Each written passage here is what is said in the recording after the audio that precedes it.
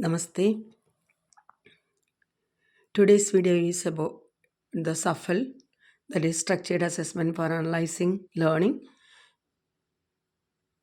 In a previous video, I have mentioned about the last date for submission, that is 20th February.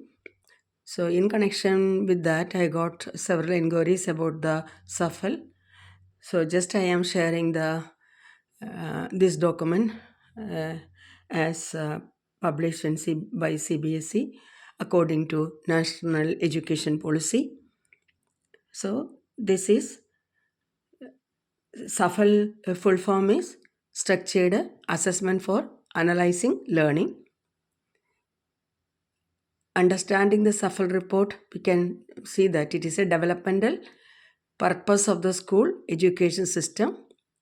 It is developmental purposes of the school education system, and it does not furnish a individual student report.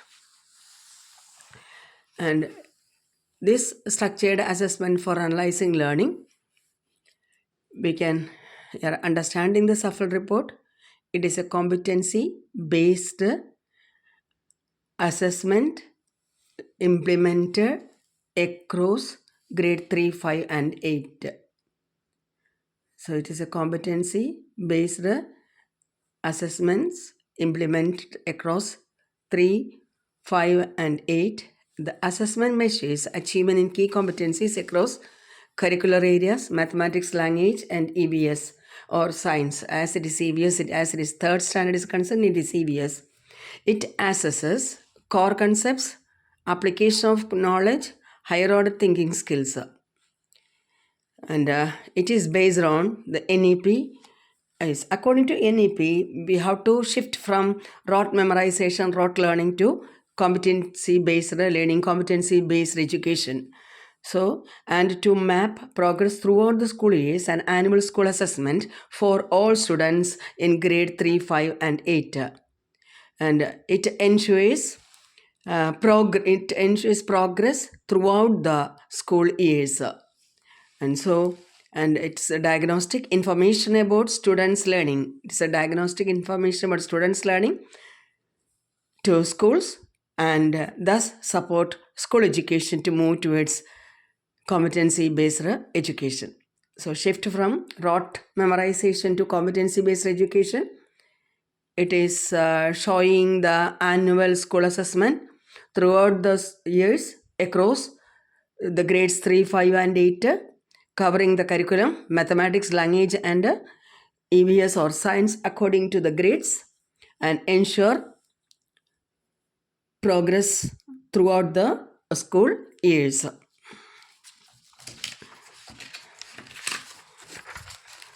Then here we can see that what about the footsteps of NEP 2020? The SAFAL will strengthen the assessment system. That is, the SAFAL should strengthen the assessment system. It promote critical thinking, inquiry-based learning, analysis-based learning. So SAFAL is a stepping stone to CBE, that is competency-based education in all schools. Then what are the key features of this test core concepts? That is move away from rote learning. Rote learning means memory, reading and memorizing and after all reproducing on the answer sheet. But instead of that, based on the competencies, whatever the child has learned, that way we have to move from rote learning to competency-based learning. The assessment applicable for all government and private schools. Yes, this SAFAL should be applicable in all government and private schools. School level data will be shared for development of learning outcomes. What is the data here got? That can be shared for the development of learning outcomes. Data to be used for the continuous hand-holding and improvement. These are the key features of SAFAL, and at the same time, why the CBSE school has adopted it, what is the purpose in CBSE schools? It motivate education system towards competency-based learning. It motivate education system towards Competency-based learning, that is establish a formal protocol to collect valid and reliable data to chart performance on competencies at and below the grade level and measure progress. So, it motivates education towards competency-based learning. So, for that purpose, a protocol, a formal protocol like some grading like that, a formal protocol should be there to collect the valid and reliable data to chart performance on competencies. What about the difference between competencies and learning outcomes? I have taken a webinar. Think I will explain it. If you don't know, I will explain it.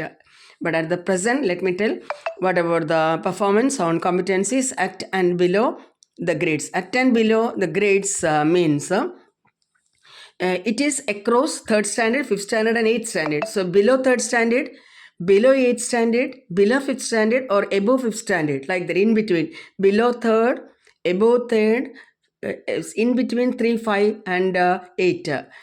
Competencies at and below the grades level and measure progress.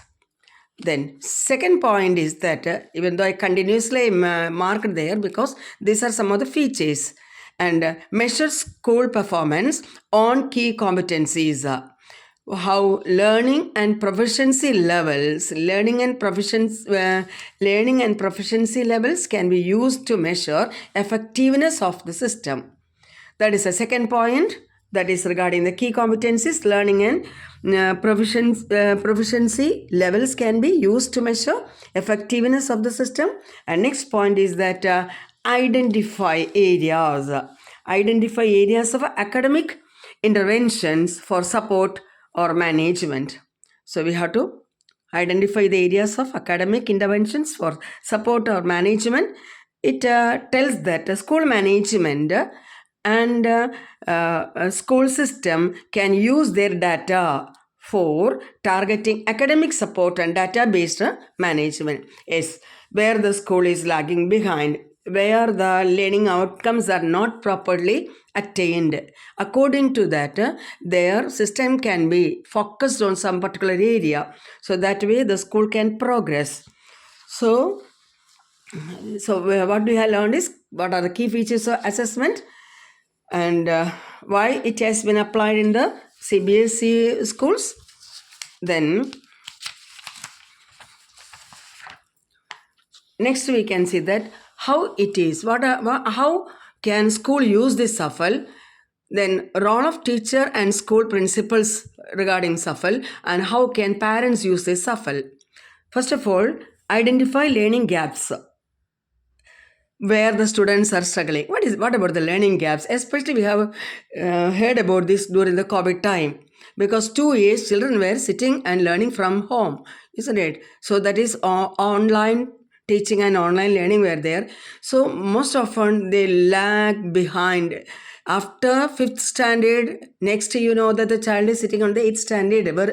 Virtually they were in 6th and 7, but from 5th the child is directly sitting in the 8th standard as offline classes, as the regular classes. So in between 2 years, most often there happened the learning gaps. One thing. The another thing is that otherwise also there may find some learning gaps. Find out the learning gaps where the child is not having, suppose, long holidays or long leave might have taken, or sometimes the child may not be interested there, or some other personal or family reasons, that the child could not attend the classes. So this way several reasons are there, or the child may not be interested at all to listen the teacher, like that. So identify the learning gaps and where the student is struggling, there we have to focus on.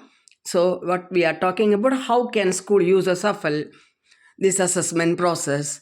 Curriculum adjustment, if there are some curriculum adjustments, that should be modified according to the needed way, that can be changed.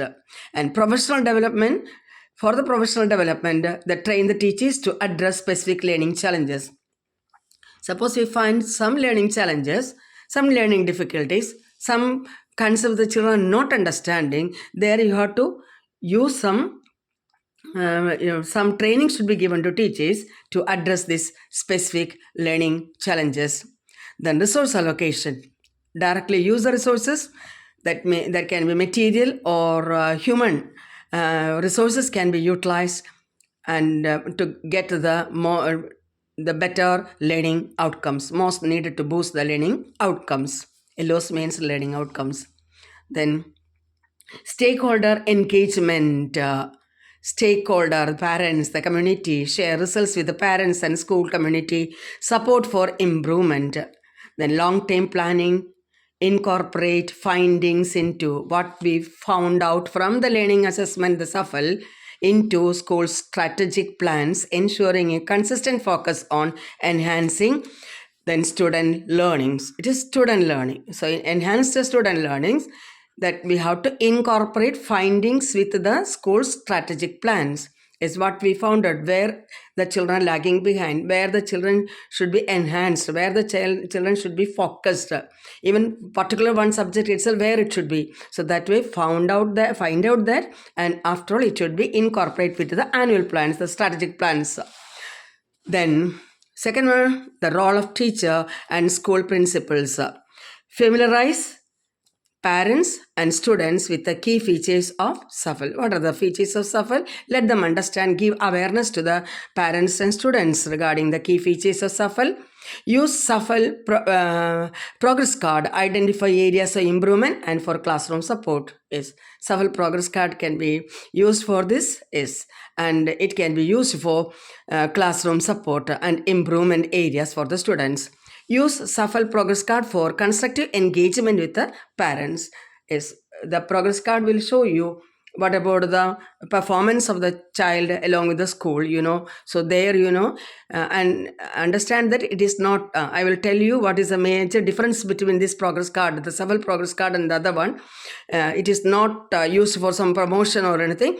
Okay, that I will come back later. So use SAFAL progress card for constructive engagement with the parents. Then, how can parents use SAFAL? Understand strength and weakness of child's areas. Understand strength and weakness of child's areas of proficiency and where they might need additional support. That strength and weakness SWOT analysis, like that. Wherever it is needed, child's areas of proficiency, where they might need additional support. Collaborate with teachers. Collaborate with teachers. That is regarding engage constructive discussions with educators to devise strategies tailored to their child's needs. So collaborate with teachers. Engage constructive discussions with educators to devise strategies tailored to their child's needs. That is another role of the parents. Then home support should be their focused learning activities or seek external resources to address identified gaps. Focus where they should focus and seek external resources. Also, maybe materials or human resources to address the identified gaps. Set realistic goals, align expectations with their child's current abilities, setting achievable targets. So, set realistic goals, align with their expectations with their child's current abilities. So the parents will be having some goals at the same time. Along with the expectations, you have to see what are the abilities of the child. According to that, the academic targets should be set by the parents. Then monitor progress, track their child's improvement over time in response to instructions, adopting strategies as needed. Monitor progress, track their child's report, improvement over time in response to interactions, adopting strategies to needed. And this way I have found, I am giving you the introduction regarding this and little more here according to about SAFAL. The first paragraph, what I already told you, And the main objective of the SAFAL is the same thing. In another way, it is written to equip educators with specific and actionable insights into students' key competencies. This enables targeted academic support, ensuring students receive. So first what I marked as green, that is regarding specific actionable insights into students. For that purpose, equip the educators, equip the faculties, equip the teachers. And the key competencies, this enable targeted academic support, what the child should achieve, what the children should achieve, what the school should achieve. Academic support, ensuring students receive beneficial guidance and enhance their learning journey.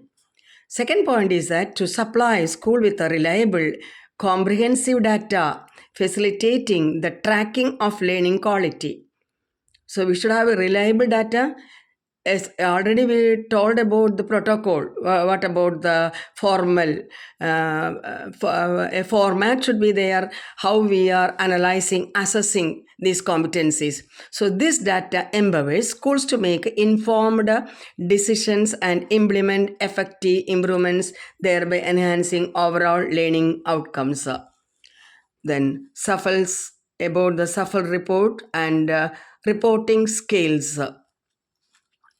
Yes, just I am telling you, it is a comprehensive school level report wherein student results are anonymized and aggregated at school level. This approach is designed to offer diagnostic insights into how a student coherent within a specific school performs on the SAFAL assessment. The report leverages two primary metrics, that is scale scores and proficiency bands, to deliver these insights. One is scaled scores. Scaled scores, unlike raw scores, facilitate comparisons of SAFAL results across different assessment periods, thereby tracking progress over time and give more detailed information about student learning.